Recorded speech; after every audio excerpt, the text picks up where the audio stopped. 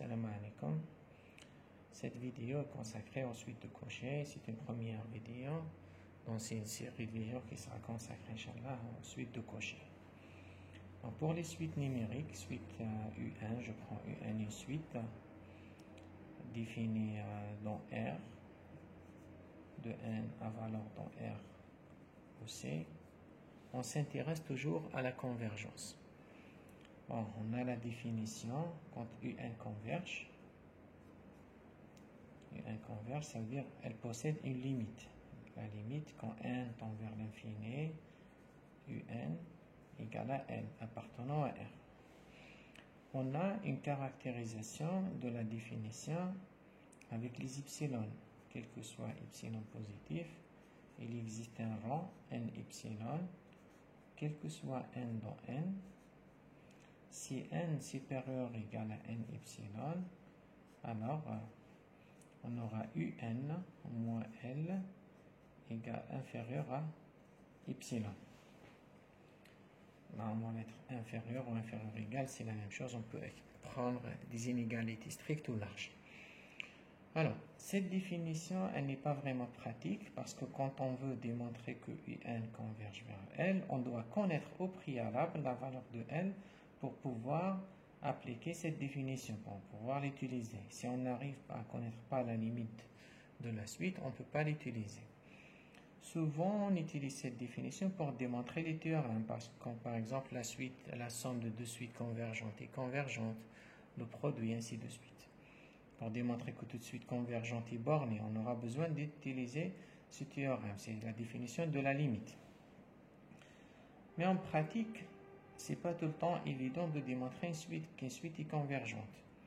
Quand il s'agit des sommes, par exemple, quand on a une suite Un définie par une somme, si la suite est Un, la somme des Vn, si Vn n'est pas une suite arithmétique ou une suite géométrique ou bien une suite télescopique, c'est pas évident de calculer la somme. Et donc, on va mettre Vk ici. K égale à un indice 1 ou 0, je ne sais pas, jusqu'à n. Cette suite, c'est pas tout le temps de démontrer qu'elle est convergente. Une manière de faire a été remarquée par Cauchy, par exemple, U1, si je prends U1, égale la somme des K égale à 1 jusqu'à K, 1 sur K. Là, une suite, ce qu'on appelle la série harmonique, elle diverge. Alors, comment Cauchy a démontré qu'elle diverge? On peut l'appeler Hn. On démontre que H de n moins Hn ne tend pas vers 0, est supérieur à 1,5. Donc cette suite ne converge pas. Donc à partir de là, on a déduit la définition de la suite de Cauchy. Donc si une suite est de Cauchy, ou bien elle converge dans R, si je prends une sous-suite, deux sous-suites, HP, HQ, ça va tendre vers 0. Donc je vais définir c'est quoi une suite de Cauchy. Alors je prends une suite, une suite réelle ou complexe. Alors, on va dire que Un est de Cauchy si les termes de Un se rapprochent l'un de l'autre à partir d'un certain rang. Tous les termes se rapprochent uniformément. Qu'est-ce que ça veut dire ça? Un est de Cauchy, c'est quel que soit epsilon positif, il existe un grand n qui dépend de epsilon, quel que soit m et n appartenant à n, si m supérieur à grand n, epsilon, et n supérieur à grand n epsilon, alors Um moins Un plus petit que epsilon. Là, on peut prendre des inégalités strictes ou larges, la même chose. Alors, qu'est-ce que ça veut dire ça? C'est-à-dire, si je dessine la suite Un, alors on trouve un certain rang, n epsilon là, pour lequel tous les termes qui sont plus grands que n epsilon. Là, si je prends m ici, n, je prends deux termes, et je calcule um et un. Là, on a un, et là, on a um. Quel que soit le epsilon que vous choisissez, vous trouvez un certain rang n epsilon. De telle sorte que tous les m et n qui sont plus grands que epsilon, la distance entre um et un, elle est plus petite que epsilon. C'est-à-dire que les termes, à partir d'un certain rang, les termes commencent à se rapprocher les uns des autres. L'avantage de cette définition, quand on peut démontrer qu'une suite converge dans R ou dans C sans connaître la limite. Regardez là, on a U1 moins U1. Il y a plusieurs variantes de cette définition. Là, par exemple, on peut dire quel que soit epsilon positif.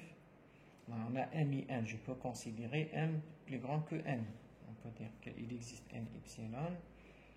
Quel que soit M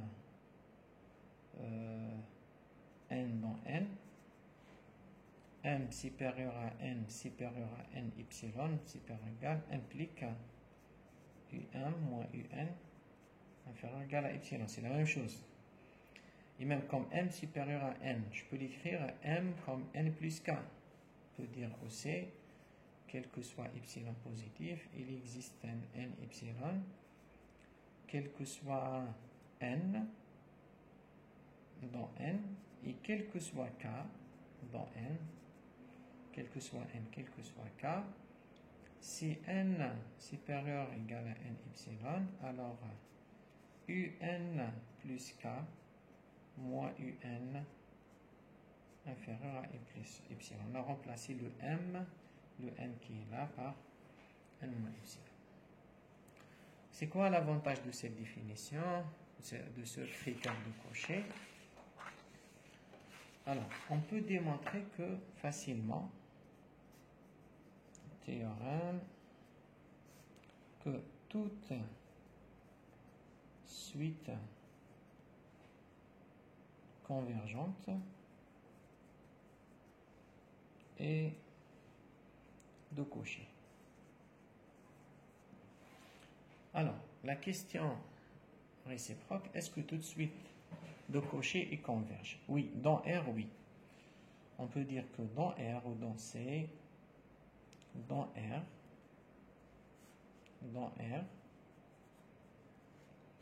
toute suite de Cauchy converge. Qu'est-ce que ça veut dire ça?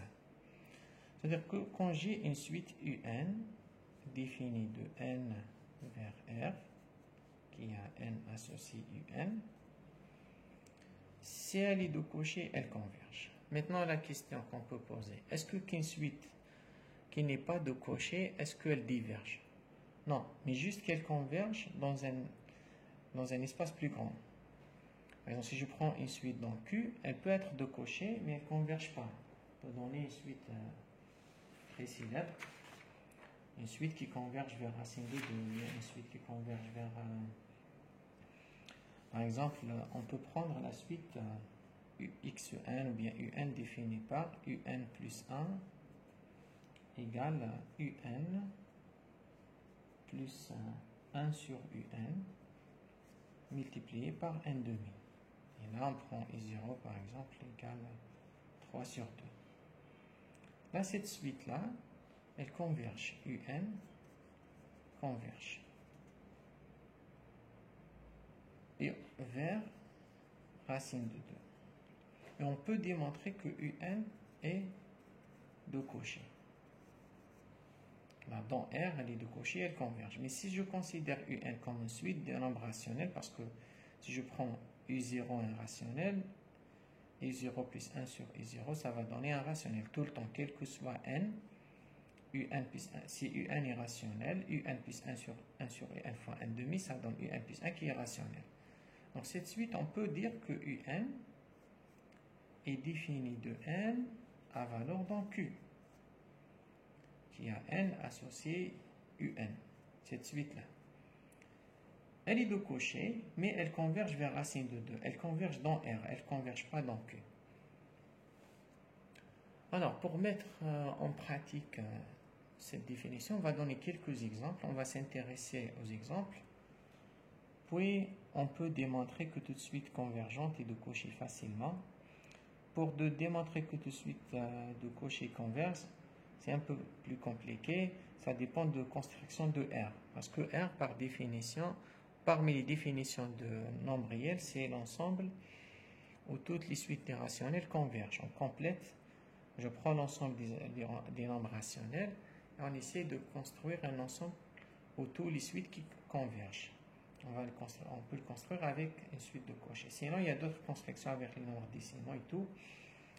On s'intéresse dans un premier temps à la pratique et on essaie de voir comment démontrer qu'une suite est de Cauchy. Alors, on va commencer par rappeler la définition tout d'abord.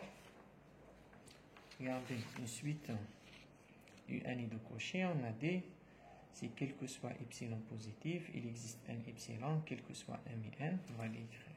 Si m et n sont supérieurs à n epsilon, alors un moins un inférieur à epsilon. Alors un est de Cauchy. C'est quel que soit epsilon positif, il existe un n epsilon appartenant à n, quel que soit m et n appartenant à n, si un moins si m et n sont supérieurs à n epsilon, alors moins un plus petit que epsilon. Alors, on peut dire, on prend m égale à n plus k, on peut prendre m tout le temps supérieur à n, c'est la même chose.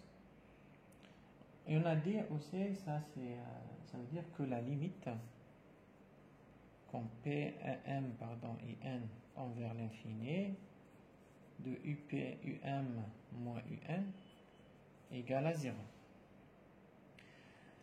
Et en pratique, il faut démontrer, il y a un théorème aussi,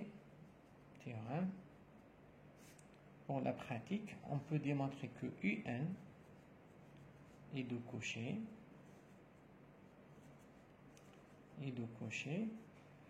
s'il existe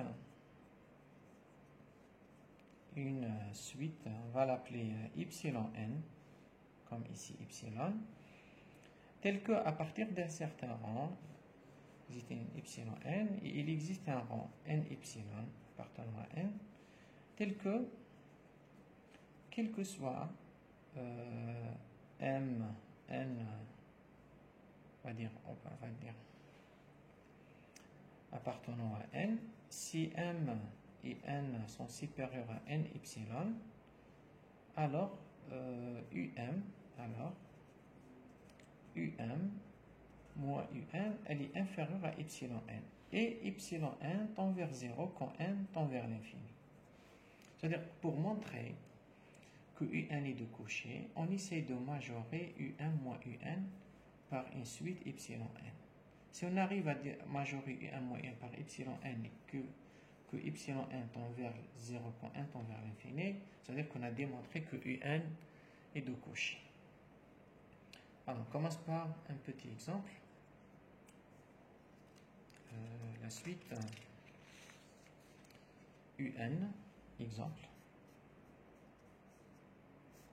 On prend UN égale la somme de k égale à 1 jusqu'à n, 1 sur k au carré. Cette suite est convergente.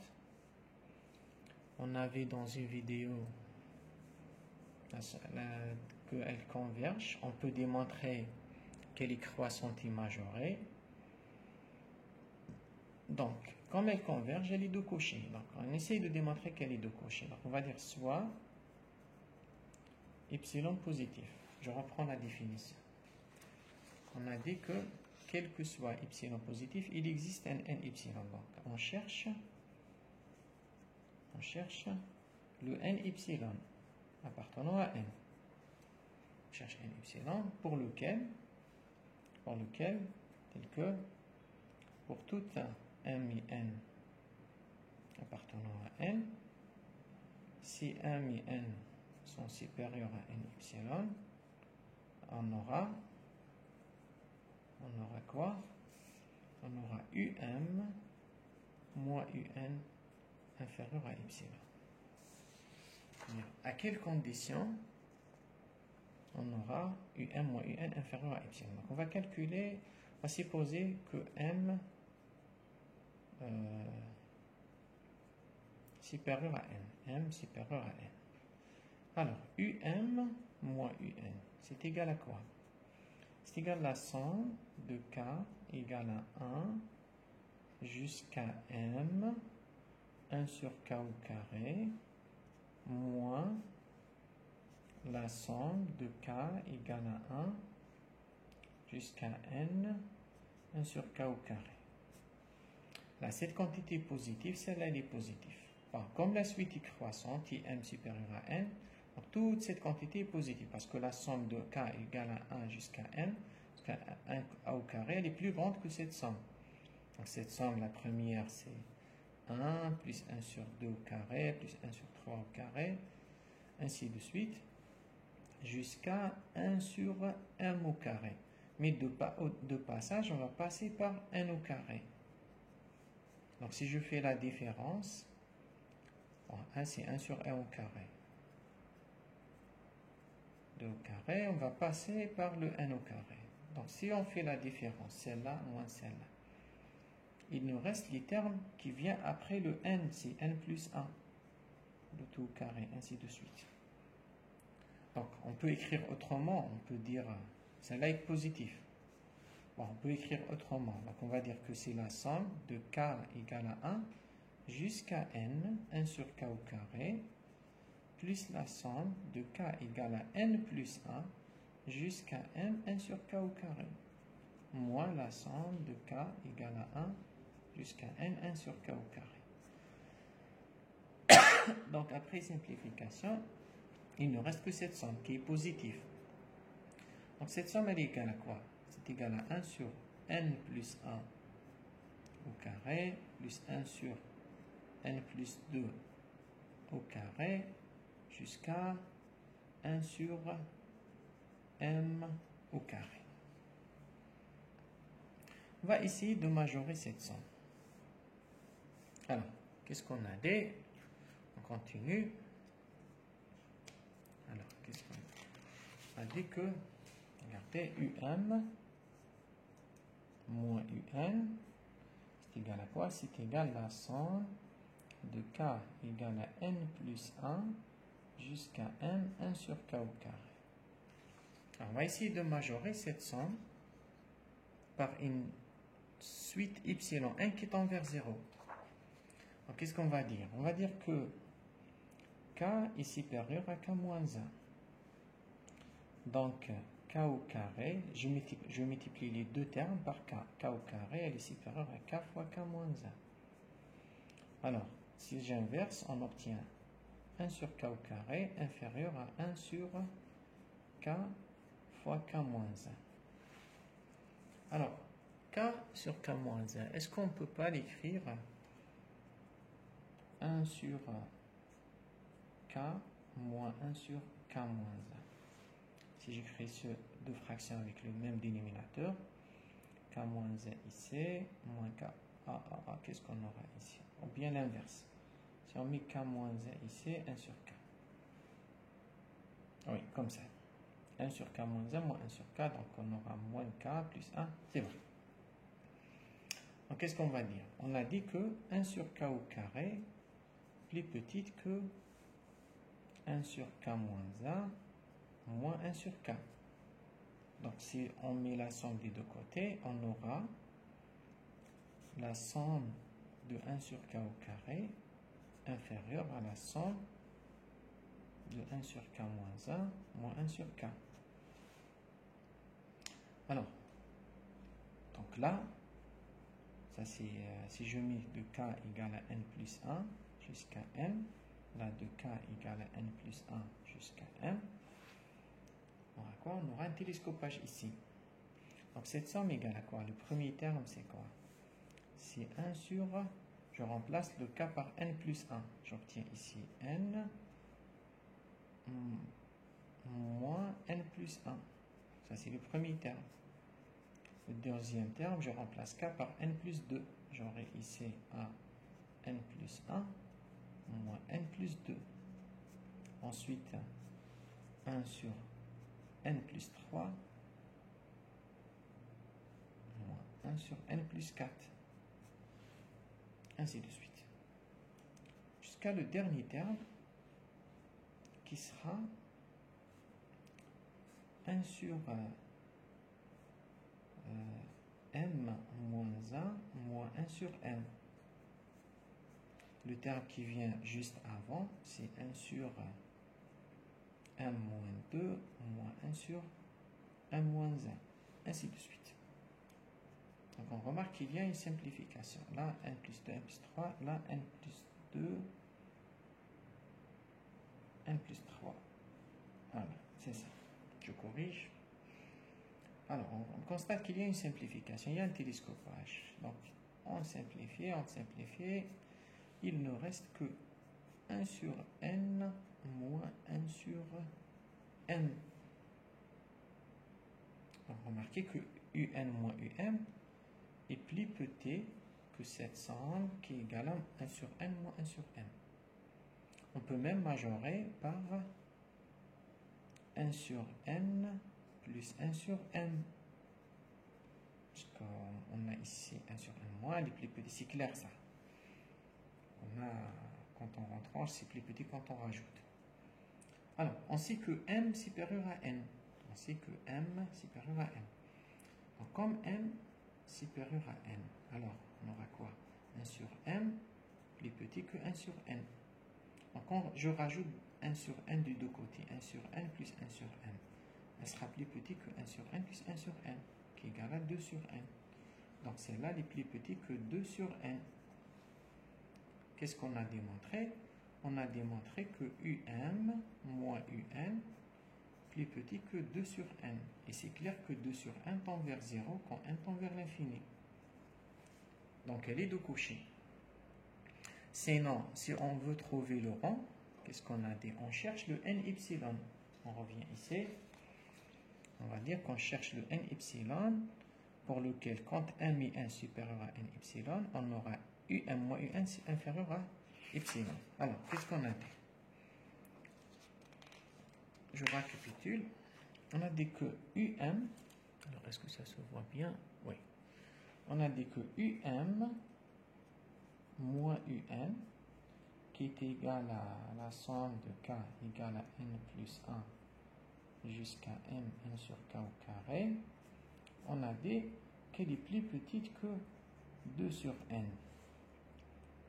Alors, nous, on cherche à trouver un n epsilon tel que quand n et m sont supérieurs à n epsilon, on aura moins un inférieur à epsilon. Alors, on a moins un inférieur à ça. On va essayer par transitivité.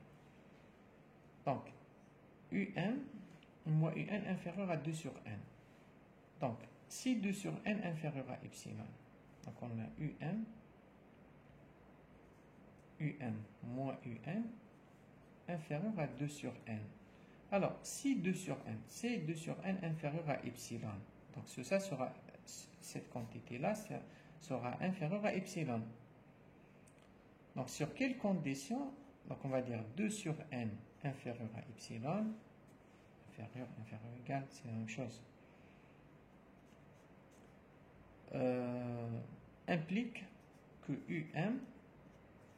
moins un inférieur à epsilon. Maintenant, sur quelles conditions? Donc, on va diviser par 2 et faire l'inverse, ou bien on va inverser. Donc, si n sur 2 supérieur à epsilon, on aura moins un, ou bien m ou n, c'est la même chose parce qu'on a une valeur absolue ici.